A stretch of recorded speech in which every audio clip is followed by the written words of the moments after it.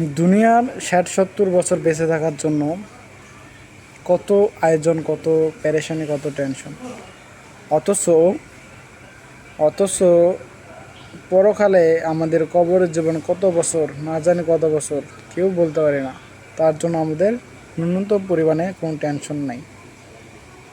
এটাই হলো আমাদের জীবন, এটাই আমাদের আজকালের সবার মাথা ব্যথা টেনশন। কালকে কী খাবো, আজকে কী খাবো। অথচ আল্লাহ তাআলা আমাদের সবাইকে রিজিক আমাদের জন্ম আগে নির্ধারণ করে দিয়েছেন যে কাল কী আমাদের জীবনে কী কী ঘটবে, কী কী হবে না হবে, সব আল্লাহ তাআলা আগে থেকে নির্ধারণ করে দিয়েছে। তাহলে আমরা এত কেন টেনশন করব রিজিক নিয়ে? প্রতিটা এখনকার যুবক যতগুলো আছে, প্রতিটা ছেলের মাথার মধ্যে একটা টেনশন ঢুকে দিয়েছে যে চাকরি করতে হবে, ভালো কিছু করতে হবে, বাড়ি করতে হবে, গাড়ি করতে হবে। কিন্তু কোনো যুবকের কোনো লক্ষ্য নেই। প্রতিটা যুবকের লক্ষ্য একটাই, ভালো একটা চাকরি, ভালো একটা বাড়ি, ভালো একটা গাড়ি। কিন্তু কোনো যুবকের লক্ষ্য নেই যে তার জীবনের প্রথম মেন লক্ষ্য হয়তো জান্নাত।